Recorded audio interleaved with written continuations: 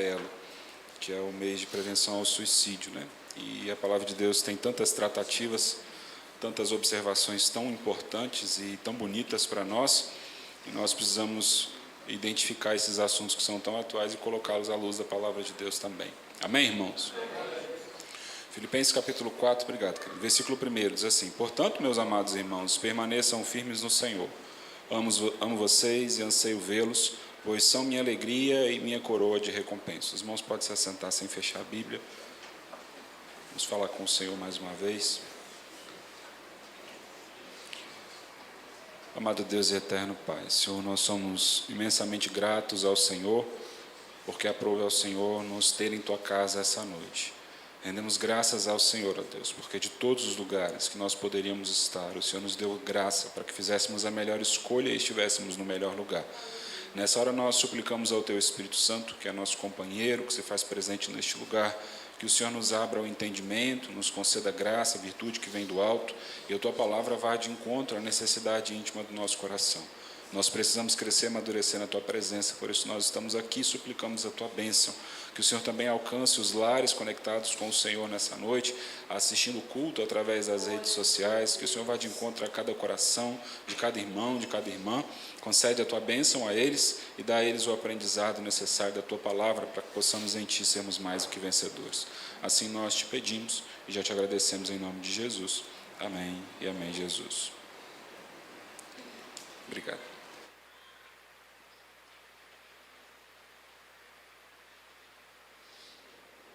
Amém.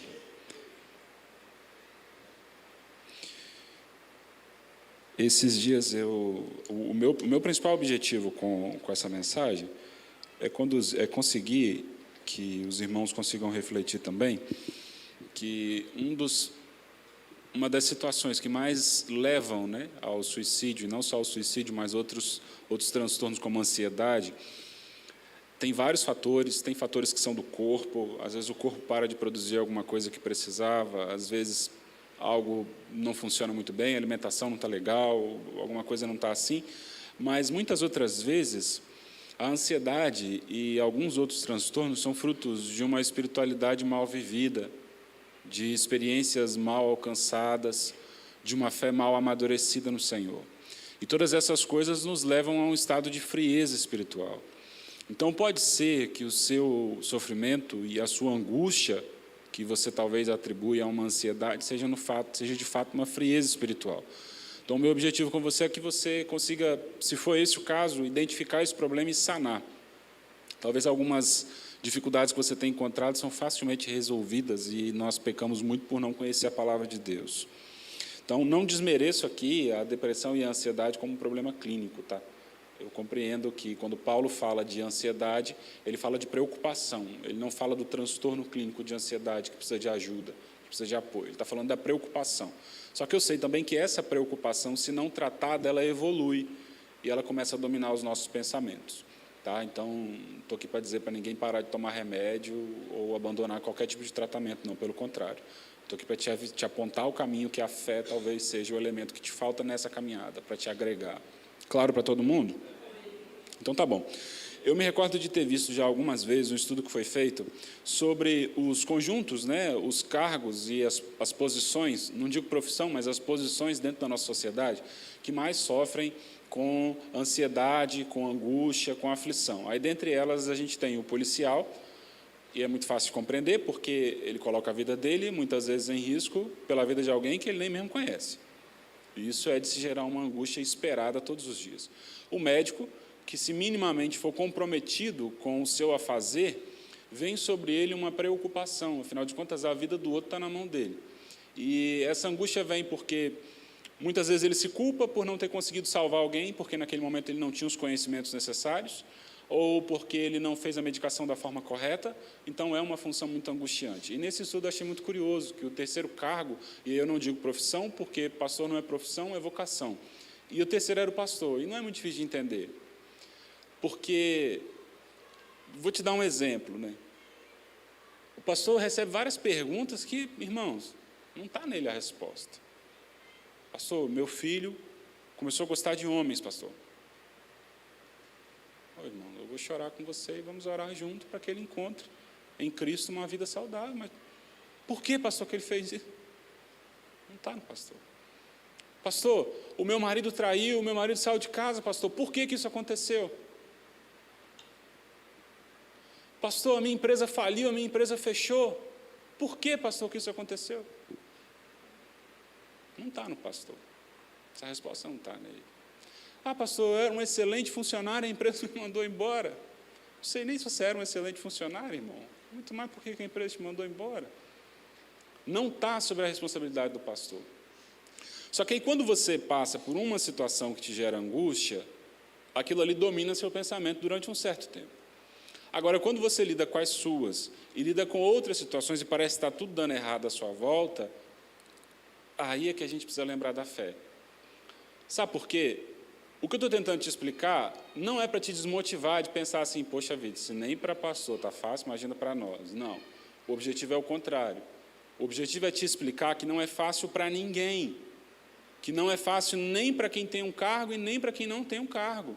É difícil para todo mundo o combate à frieza espiritual, que é uma coisa que o nosso coração pede, que é andar por nós mesmos, que é convidativo todos os dias, mas que faz um mal terrível para nós. Porque a vontade do nosso coração é viver por aquilo que nós vemos, e a fé é um convite a vivermos por aquilo que nós não vemos. Então, a primeira coisa que eu preciso que você entenda é que não é fácil para ninguém. Então, todas essas observações que vocês vão ouvir aqui, elas são frutos de aplicação própria, de aplicação pessoal. Eu li, eu entendi, eu apliquei, eu vi que funciona, e eu passo para vocês com a mesma confiança que Paulo as escreveu, sabendo que são recomendações que não são fáceis, são recomendações que vai lutar contra a nossa própria natureza, mas que são eficientes para nos dar uma vida mais saudável em Cristo. Amém para todo mundo? Nosso alvo é Filipenses capítulo 4. A carta de Paulo aos Filipenses foi estudada aqui há uns 2 ou 3 meses atrás, nós vimos a carta completa. Capítulo 1 e 2 na escola dominical, 3 e 4 no domingo à noite. Eu vou recapitular só algumas coisas para os irmãos lembrarem. A carta aos Filipenses faz parte daquele conjunto de cartas de Paulo que foi escrita na prisão. Eu anotei aqui, ele escreve a carta de Efésios, Filipenses, Colossenses e Filemão em prisão.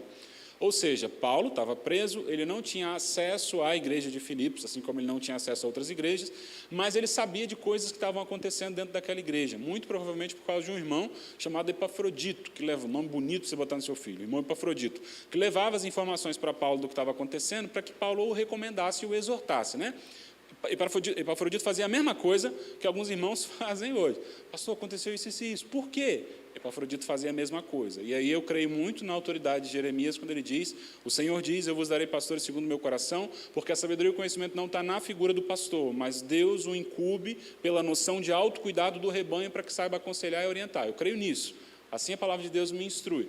Então, quando você pergunta, a resposta não está no pastor, mas eu creio na autoridade de Deus para usá-lo e usá-la para te aconselhar e te orientar ao melhor caminho dentro da caminhada da fé, tá? Para você não perder suas esperanças de maneira geral aí. O relacionamento de pastor e ovelha é um relacionamento de cuidado. E aí, Paulo então dá algumas recomendações através de Epafrodito para levar para essa igreja.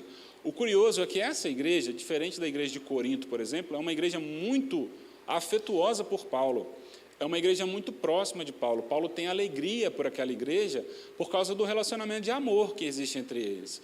A gente não pode mentir o fato de que, por sermos seres humanos, com histórias tão particulares, né, trajetórias de vida tão peculiares, quando a gente entra na igreja, a gente acaba sendo mais próximos de uns do que de outros, o que não nos dá legalidade para fazermos panelinha dentro da igreja, nem dividirmos a igreja. Precisamos amar a todos, termos misericórdia com todos. Mas essa igreja em específico era uma igreja muito calorosa no afeto com Paulo. Então, o versículo 1 do capítulo 4 diz assim, portanto, meus irmãos, agora permaneçam firmes no Senhor. Amo vocês e anseio vê-los, pois são minha alegria e minha coroa de recompensa. Está aqui para nós implícito o primeiro conceito de igreja. Por que eu preciso congregar? Porque eu preciso olhar para a igreja como um ambiente de edificação mútua através do testemunho. Paulo estava numa mansão? Não. Paulo tinha comida boa? Não. Paulo estava confortável? Não. Algumas vezes ele pede que algum dos que forem visitar ele leve uma capa para ele se cobrir, porque as prisões eram muito frias, eram lugares insalubres, lugar de ficar adoecido e morrer doente. Então, Paulo estava num lugar completamente desagradável, mas ele fala assim, permaneçam firmes no Senhor, porque vocês são a minha alegria. Ver o que Deus opera no meio de vocês é a minha alegria. E a gente, às vezes, despreza esse conceito. Quando você vem para o culto, Você precisa levar em consideração que você está vindo, porque você precisa se alimentar da palavra de Deus, precisa entregar ao Senhor os seus louvores, mas você vem porque você também é um instrumento de edificação da fé daquele que está do seu lado. É para isso que a igreja existe. Quando eu chego aqui no culto, às vezes eu não estou bem, às vezes eu não estou feliz, às vezes eu estou sentindo alguma dor, mas eu olho para o olho do irmão, olho para o rosto do irmão, e o irmão rindo, fazendo uma brincadeira alegre, aquilo me traz alegria, porque num relacionamento mútuo de igreja, a fé dele me edifica quando eu não estou bem. Terça-feira vai ser o contrário, vai ser ele que não vai estar bem, mas aí eu vou chegar, eu vou brincar com ele, eu vou rir para ele vai me ver rindo para os outros, e aquilo vai levar alegria para o coração dele. Afinal de contas, hoje eu não estou bem, mas o Deus que opera na minha vida, hoje está operando na vida dele, e isso me alegra porque eu sei que Deus continua operando. Então, o primeiro passo para a gente vencer a frieza espiritual do nosso coração é congregar, irmãos. Você precisa congregar. A igreja é um lugar cheio de pessoas imperfeitas. Às vezes vai te dar vontade de dar uma má resposta em um, de brigar com o outro, porque são seres humanos exatamente como vocês. São tão exatamente como eu e você que nos irritam. São tão próximo das nossas falhas. Às vezes você vai buscar um referencial de espiritualidade, você vai olhar para o lado e vai ver alguém que está pior do que você. E aquele que está pior do que você está olhando para você assim, meu Deus do céu, deixa ele ser minha referência, porque eu preciso de alguém que me apoie nesse momento, eu preciso de alguém que me ampare nesse momento. Então, nós somos uma comunidade mútua de edificação, de fé, de espiritualidade, que caminha em amor, em misericórdia e em comunhão. Paulo, dentro da prisão, está dizendo, vocês são a minha alegria. Saber que a comunidade de vocês é tão perseguida por César e pelo imperador, saber que vocês têm passado por tantas dificuldades e tantas adversidades, saber que existem no meio de vocês convites gigantescos a imoralidades sexuais, a pecados de todas as ordens, mas saber que vocês ainda permanecem como igreja, isso alegra o meu coração, porque me dá esperança de suportar as prisões, porque eu sei que o Deus que me convidou a essa posição é fiel no meio de vocês e será fiel também na minha vida. É esse o conceito de igreja. É por isso que nós, se você quer começar a se erguer espiritualmente, congregue. Não existe fé edificada fora do congregado. A segunda coisa que a gente tira aqui é que, quando Paulo diz que esses irmãos, eles, por serem igreja, o encorajavam na prisão, Paulo diz assim, vocês são a minha coroa, vocês são motivo de glória para mim, eu me alegro todos os dias por saber que vocês estão de pé. É porque existe uma coisa dentro da igreja que às vezes passa despercebido, que é o encorajamento. Tem pessoas que têm uma facilidade muito grande de chegar e falar assim, nossa, diaconisa Marcela, você cantou maravilhosamente bem, louvado seja Deus pela sua vida, o Senhor ministrou meu coração, eu me senti alegre, eu me senti bem, eu cheguei aqui sentindo dores, mas eu senti que eu fui curado durante o louvor, eu fui curado durante a palavra. Tem pessoas que têm essa facilidade de elogiar, não para que o coração do outro caia em vanglória, mas para que seja uma lenha na fogueira do ministério daquela pessoa, para estimulá-la cada vez a trabalhar e servir ao Senhor melhor, porque nós servimos ao Senhor através do serviço prestado às pessoas. Consegue compreender isso? E esse estimular, ele passa despercebido na relação dos dons ministeriais. Olha só o que Romanos capítulo 12, versos 7 e 8 diz. Se tiver o dom de servir, sirva com dedicação. Se for mestre, ensine bem. Se seu dom consistir em encorajar pessoas, encoraje-as. Se for o dom de contribuir, dê com generosidade. Se for o de exercer liderança, lidere de forma responsável. E se for de demonstrar misericórdia, pratique-o com alegria. Mas o de estimular, o dom de animar, o dom de fortalecer o ministério do outro fica em segundo plano. E aí eu lembro de uma história, eu já li ela em vários lugares, já ouvi ela em vários lugares também, que é o seguinte, o irmão André queria participar do coral da igreja. E aí ele estava muito feliz, ele chegava em casa todo alegre, fala, amanhã é a audição lá na igreja, eu vou lá, eles vão ouvir minha voz, vão falar em qual grupo eu me encaixo, em qual que é o meu dom ali dentro daquele negócio, eu quero muito participar. Aí chegou o dia da audição, o irmão André foi para a igreja, aí o irmão André participou da audição, volta para casa, igualmente feliz estava antes de participar da audição. A família de André vira para ele e fala, e André, qual que é seu dom? Você vai cantar com os barítonos? Você vai cantar com o tenor? Você vai ficar com os instrumentos? Qual que é o seu dom? Ele falou, então, a moça lá falou que o meu dom é estar no banco, cantando com todo mundo, que minha voz não está se enquadrando nas vozes que está lá, não. Mas ela também me explicou que estar no banco e cantar com quem está cantando no microfone é estimular quem está cantando e é tão importante quanto. O que acontece na vida do irmão André é que ele aprendeu, talvez de uma forma frustrante, que estimular é tão importante quanto participar. Vou te dar um exemplo. Vamos supor aqui que o irmão Pedrinho vai trazer a mensagem hoje. E aí tem um novo convertido sentado no último banco da igreja. Quem é mais importante? Os dois são igualmente importantes. Sabe por quê? O irmão Pedrinho teve a incumbência de trazer a preciosa mensagem do Senhor hoje. Mas quem está sentado no último banco é responsável pela amplificação dessa mensagem, pelas ruas, em casa, no trabalho, para onde quer que vá. E o Senhor não precisa, mas o Evangelho precisa de crentes em todos os lugares. Crentes que trabalham em oficina, crentes que trabalham em lugar de reciclagem, crentes que fazem coleta de resíduo na rua, crentes que trabalham em hospital, crente que trabalha na polícia. O Evangelho precisa crescer através disso, porque foi isso que o Senhor fez em Atos 2, ao dividir os idiomas em todos os crentes, para que eles pregassem aos confins da terra. Então, o dom de encorajar faz parte. Se você não tem o hábito de encorajar ninguém, comece a pedir ao Senhor que te dê sabedoria para elogiar de forma saudável e espiritual, para você edificar o ministério de alguém. Porque eu não vou te dizer que isso justifica a pausa ministerial de ninguém, mas às vezes é importante saber que a comunidade a qual está sendo servida está se aproveitando, está recebendo aquilo ali. É importante também. Não é à toa que está na lista dos dons, junto com um outro dom que cai no esquecimento, que é o dom de contribuir. Se você não tem desejo de tocar, de cantar, de pregar, de nada, abrace o dom de servir e contribua com generosidade. Não com a preocupação de que vai te faltar, porque o Senhor que proveu para você o seu mantimento e o seu salário é aquele que vai prover tudo o que você precisa. Ele fala assim, olha para a natureza, está vendo os pássaros? Eles se preocupam com o que eles vão plantar, com o que eles vão comer, com o que eles vão vestir? Não. Ainda mais nós, seres humanos, que fomos feitos à imagem e semelhança de Deus, temos muito mais do seu cuidado. Então, não se preocupe com o que vai faltar quando você exercer um dom que você abraçou de servir a sua congregação com generosidade. Então, quer vencer a frieza espiritual? Congregue. Quer vencer a frieza espiritual? Aprenda a estimular as pessoas que estão do seu lado. Automaticamente, você também vai se sentir estimulado. Assim que funciona. Primeiro passo, muito simples. Claro para todo mundo? No versículo 2 e 3, Paulo vai tratar de uma situação que aconteceu dentro da igreja de Corinto. E talvez essa seja a sua situação hoje, ou foi em algum momento da sua vida, e também te conduziu à frieza espiritual. Olha o que Paulo fala no versículo 2 de Filipenses, capítulo 4. Rogo a Evódia e rogo a Sintique, que sintam o mesmo no Senhor.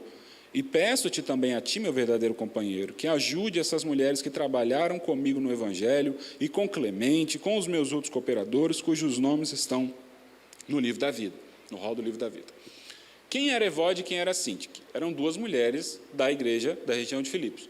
O que aconteceu entre elas? A gente não sabe, mas é nítido que houve um desentendimento entre as duas. E Paulo diz assim, olha só, meu fiel companheiro. Quem é esse fiel companheiro? Também não sabemos. Talvez seja o próprio Epafrodito.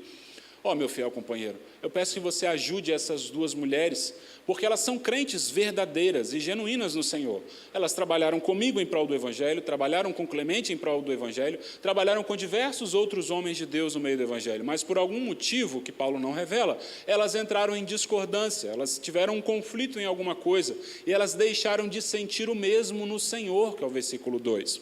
Esse o mesmo no Senhor é o sentimento de um coração lavado, de uma fé regenerada, de um crente fiel, com um testemunho ilibado. Porque para Evódia, ela sabia que havia pecado, e para Sintique também ela sabia que havia pecado. Então, embora as duas estivessem em discordância e não houvesse comunhão entre as duas, Paulo está dizendo, essa situação precisa ser resolvida para que elas voltem a sentir o mesmo no Senhor. Talvez já tenha acontecido com você, de você se desentender ou se aborrecer com alguém que está dentro da igreja. E, do fundo do meu coração, pouco interessa quem estava certo e quem estava errado.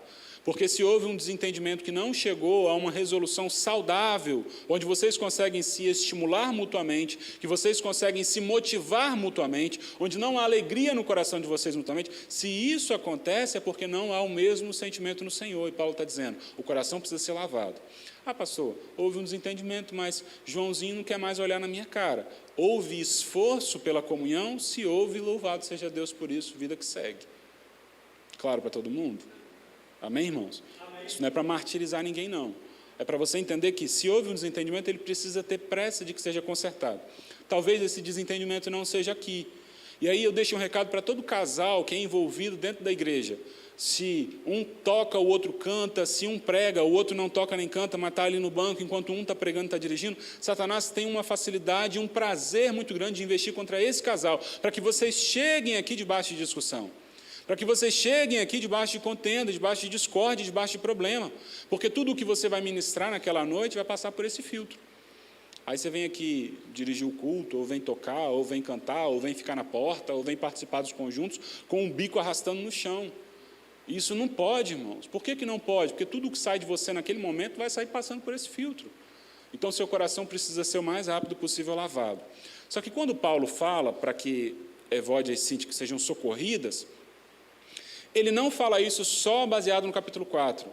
Ele fala isso ecoando o capítulo 2, porque no capítulo 2, do verso 1 ao 4, ele diz algo muito parecido, mas de forma mais profunda. Ele diz assim: portanto, se há algum conforto em Cristo, existe conforto em Cristo? Existe. Se há alguma consolação de amor, existe consolação de amor em Cristo? Existe. Se há alguma comunhão no Espírito, e é só por isso que todos nós estamos aqui.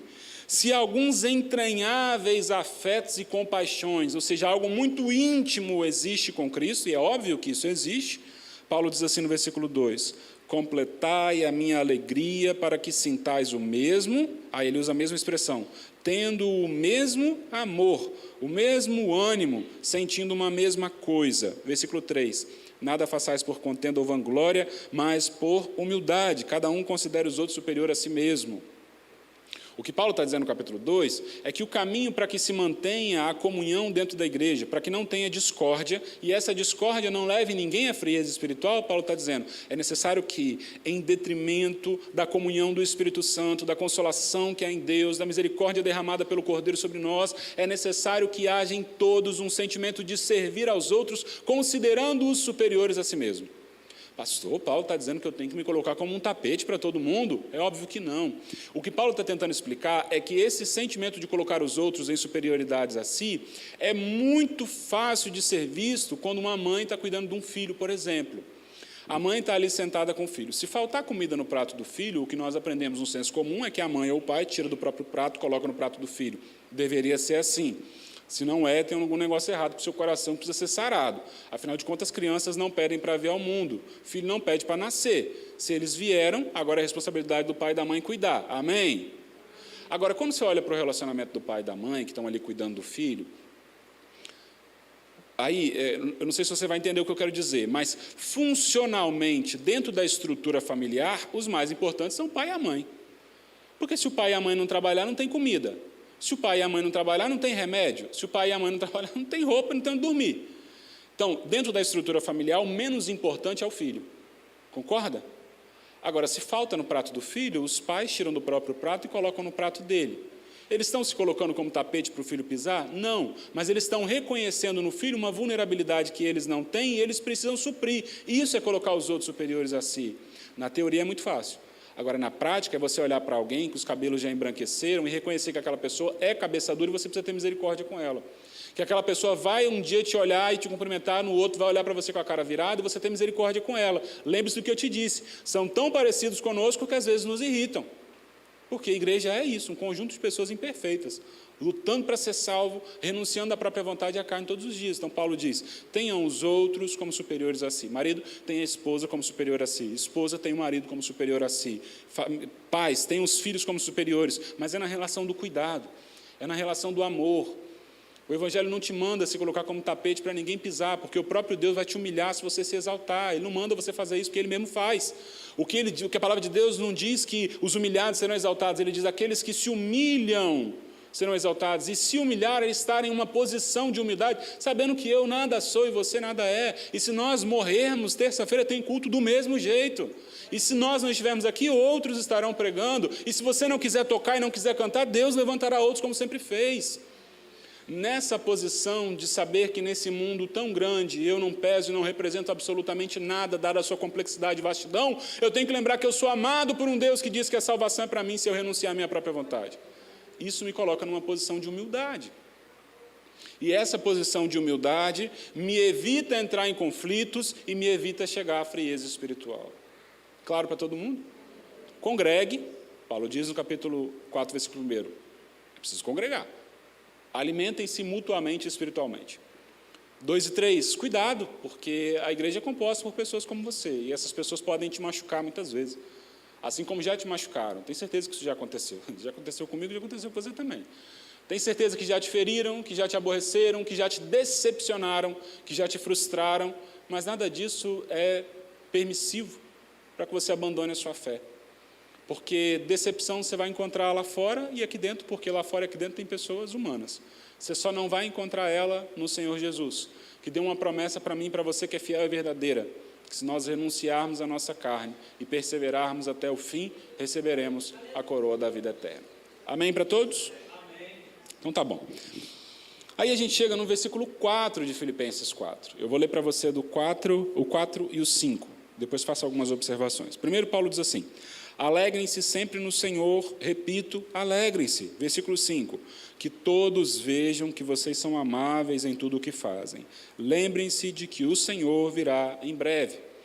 Quando Paulo fala assim, alegrem-se no Senhor, outra vez eu digo alegre-se. Tem algumas coisas que são muito importantes aqui. A primeira delas é que Paulo não está dizendo, dentro do possível se alegrem.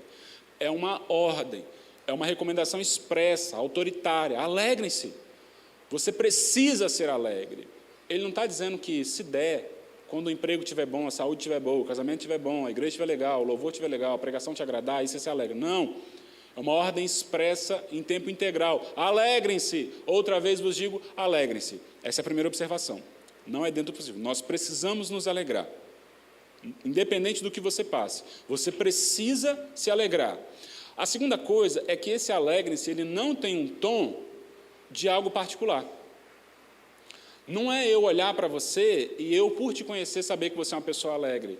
Esse alegrem-se é demonstração pública de alegria. Ou seja, o médico deu um resultado negativo para você, um diagnóstico negativo, o seu chefe deu um retorno negativo sobre o seu trabalho, você está na iminência de ser mandado embora, o marido está querendo sair de casa, a esposa está querendo sair de casa, os filhos estão tendo comportamentos que só Jesus na causa para ter misericórdia, mas você ainda assim atende e obedece a recomendação de Paulo de alegre-se, porque quando alguém vem para conversar com você, você pode até falar o que você está passando, mas a sua frase final tem que ser e tem que estar entranhada dentro de você, é a sua confiança que é o Senhor que cuidará de todas as coisas, independente do resultado delas, independente de como elas terminam, é o Senhor quem as conduziu. É o Senhor quem as guiou. Afinal de contas, nós entregamos a nossa vida a Cristo no ato da conversão e nós não a pegamos de volta quando as dificuldades vêm.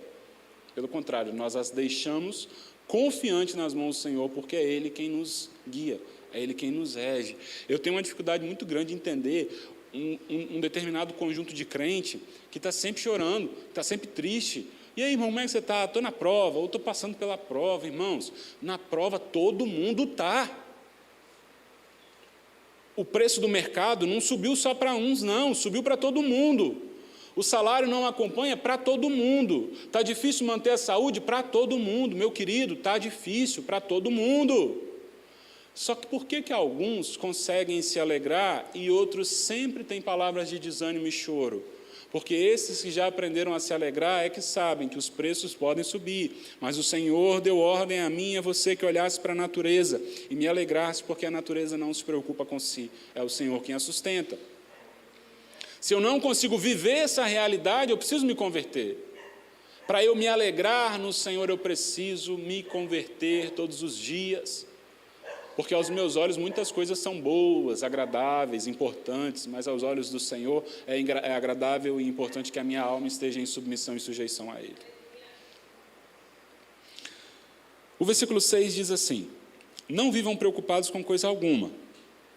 Em vez disso, orem a Deus pedindo aquilo que precisem e agradeçam-lhe por tudo que já fez. A primeira coisa que Paulo diz, não vivam preocupados com coisa alguma. Depois ele vai dar um caminho para a gente fugir da preocupação.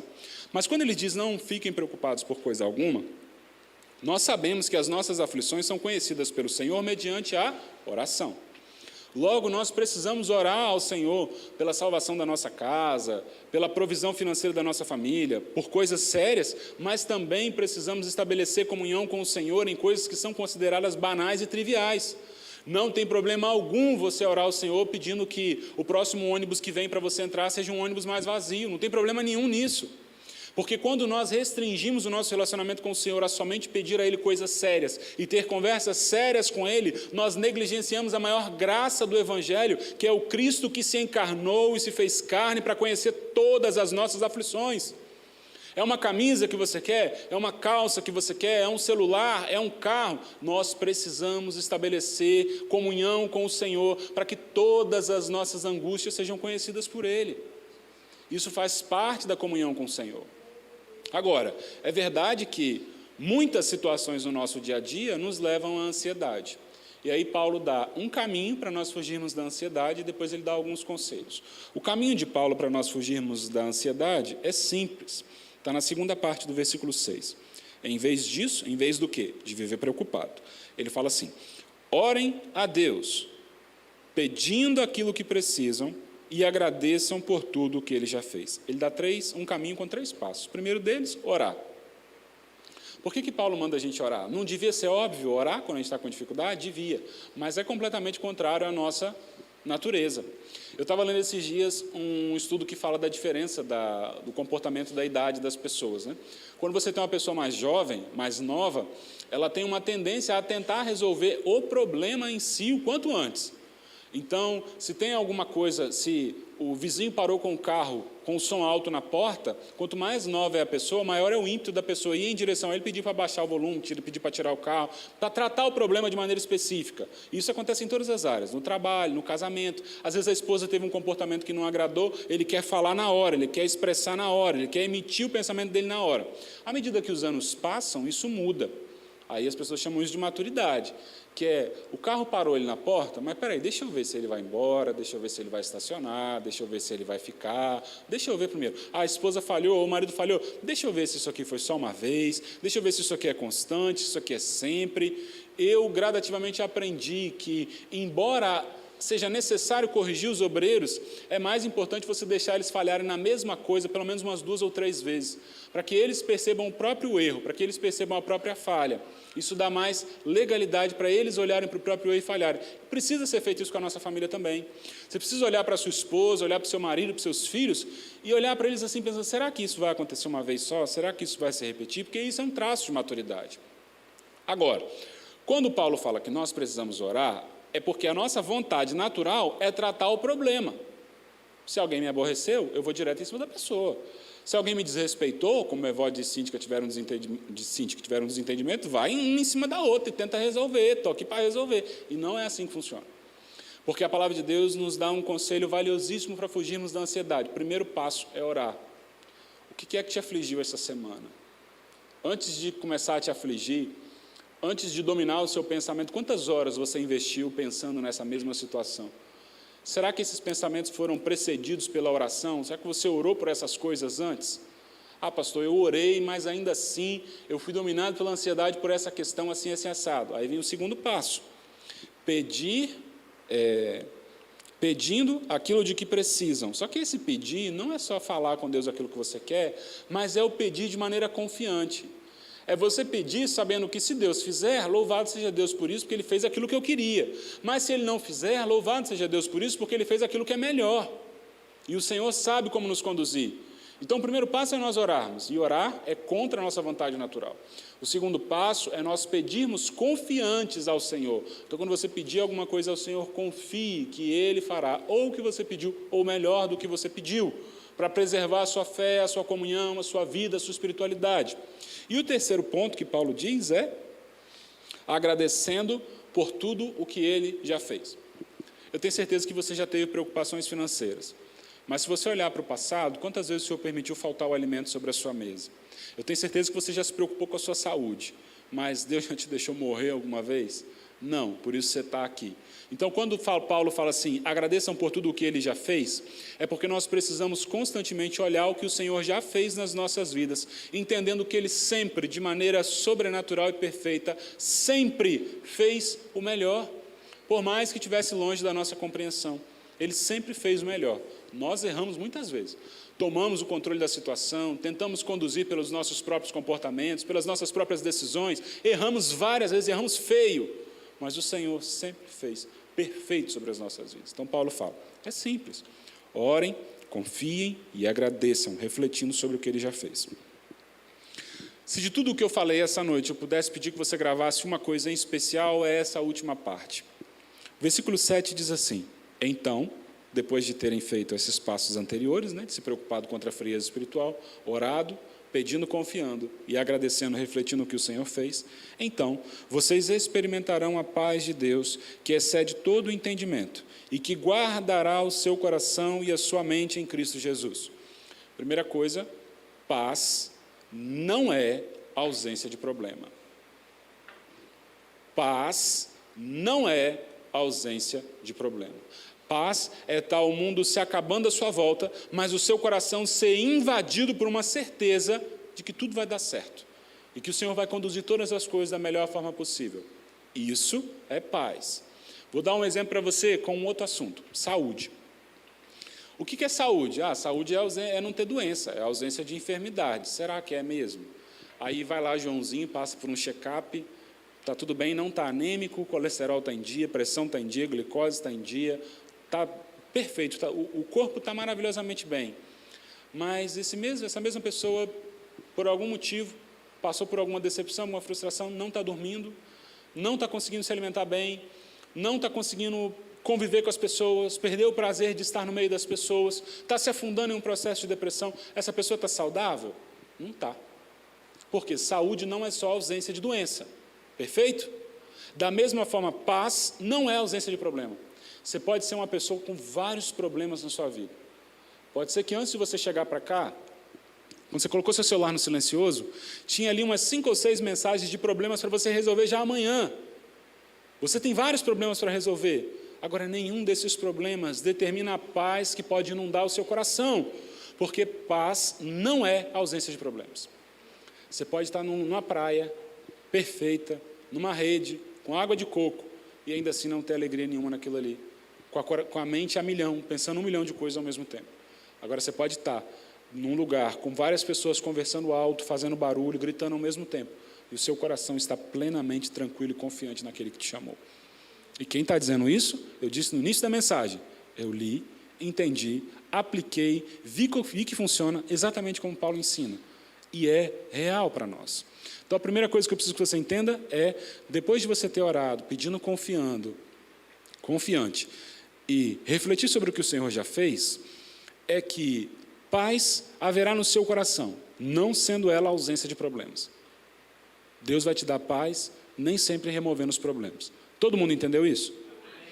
A segunda coisa que eu preciso que você grave no seu coração é que ter a paz de Deus não é estar em paz com Deus.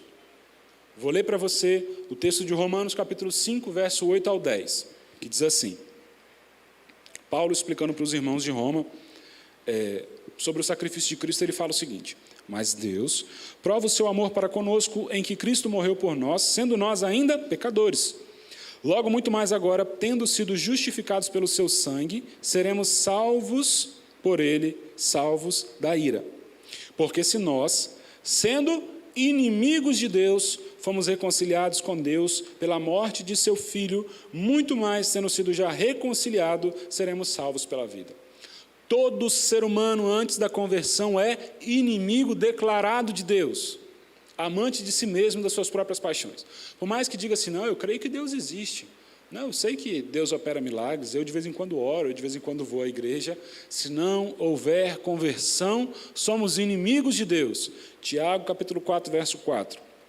Não percebem que a amizade com o mundo os torna inimigos de Deus? Repito, se desejam ser amigos do mundo, tornam-se inimigos de Deus. Todo ser humano, antes da conversão, é inimigo de Deus. Quando nós aceitamos a Cristo, levantamos a nossa mão, recebemos o Senhor como nosso único e suficiente Salvador, aceitamos o discipulado, descemos as águas, nós estamos em paz com Deus. Porque eu não sou inimigo dele mais, eu sou justificado. Satanás olha para nós e fala, esse bando de gente não presta, e Cristo diz, não presta mesmo, mas eu comprei, lavei e é meu. Então nós somos restaurados em comunhão com o Senhor. Não somos mais inimigos de Deus.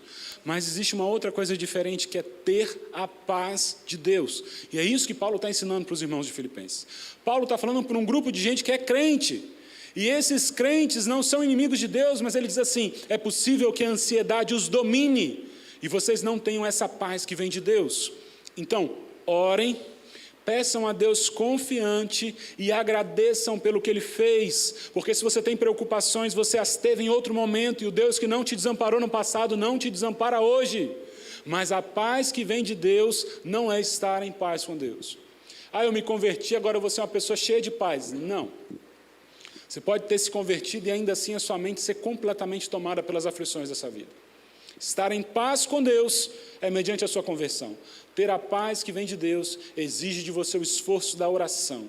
Apresentar ao Senhor as suas necessidades, as suas causas, as suas lutas, os seus anseios, crendo e confiando que aquele que te chamou é fiel para cumprir sobre você o plano de salvação, o plano de bênção e te dar a paz. Detalhe que quando Paulo fala sobre essa paz, ele diz assim: então, depois de vocês terem feito essas coisas, experimentarão a paz de Deus.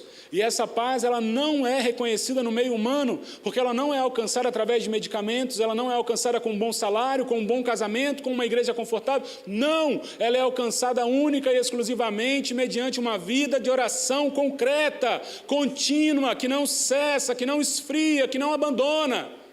Paulo diz: então vocês experimentarão essa paz que excede todo o entendimento.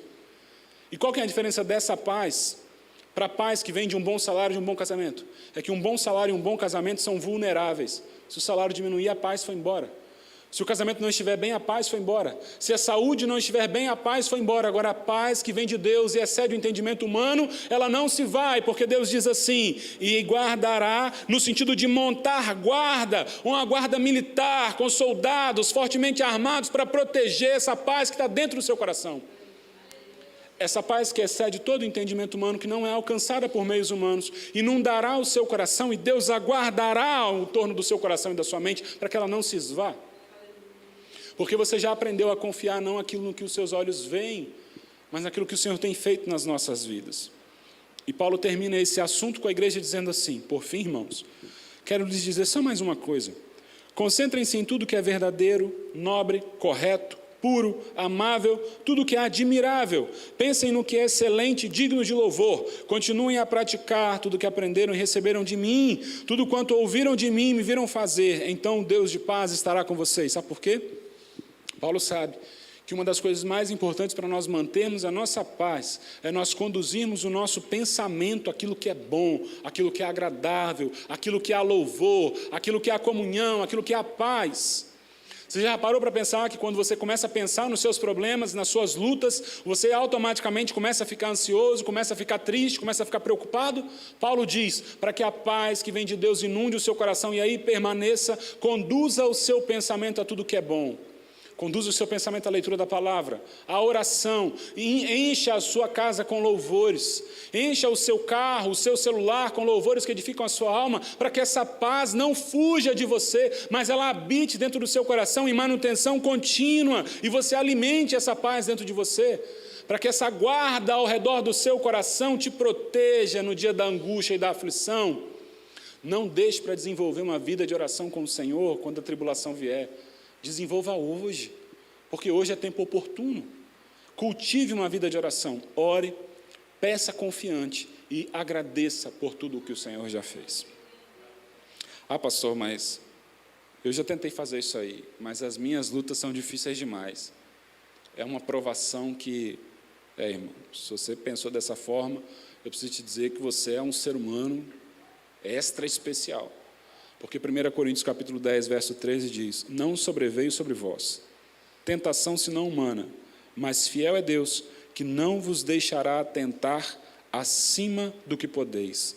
Antes, com a tentação, dará também o escape, para que possais suportar. Nada vem sobre a mim e sobre a sua vida que nós não tenhamos condição de suportar. Chegou uma angústia na sua vida, é porque você tem condição de suportar. Você acha que não tem? Então vai orar. Vai orar, porque orar é contrário à nossa natureza. Ore ao Senhor, peça confiante e agradeça. Amém, irmãos? Amém. Eu tiro 6 conclusões para você refletir, na expectativa de que você leia de novo Filipenses capítulo 4, do verso 1 a 9 em casa. A primeira das conclusões é que depressão e ansiedade são coisas muito sérias, mas pode ser que as suas dificuldades sejam frutos de uma espiritualidade mal vivida e uma fé mal resolvida no Senhor. Talvez a ansiedade que tem dominado o seu coração não seja única e exclusivamente necessidade médica ou intervenção médica, não. Talvez seja fruto de uma fé que você ainda não amadureceu para viver confiante naquele que te chamou. A segunda conclusão é que, quando nós chamamos as pessoas para vir à igreja, nós não chamamos porque queremos os bancos cheios. Nós chamamos porque vir à igreja é fundamental para que você mantenha a sua fé aquecida. Encoraje-se pelos demais, encoraje-se na luta dos irmãos e aprenda a ser um encorajador. Se você acha que você não tem dom nenhum, abrace o dom de encorajar e o dom de contribuir, para que o Senhor assim veja em nós esforço de comungarmos. A terceira, o caminho para nós termos paz é muito simples. Ore, peça confiando e agradeça. E esse agradecer é você refletir sobre tudo o que o Senhor já fez, porque a vontade dele é boa, perfeita e agradável. Próxima, paz não é ausência de problemas. Eu sei que você tem problemas, eu sei que você tem dificuldades, mas ter paz não é fazer com que esses problemas sumam. Ter paz é você confiar que o Senhor vai te dar graça para resolver cada um deles. E aqueles que você não pode resolver, é o Senhor quem dará a resposta. Claro para todo mundo? Vamos colocar de pé. A última observação que eu deixo para você é: busque a paz de Deus, purificando os seus pensamentos. De acordo com o que Paulo fala, nós precisamos focar a nossa atenção em tudo que é bom, em tudo que é perfeito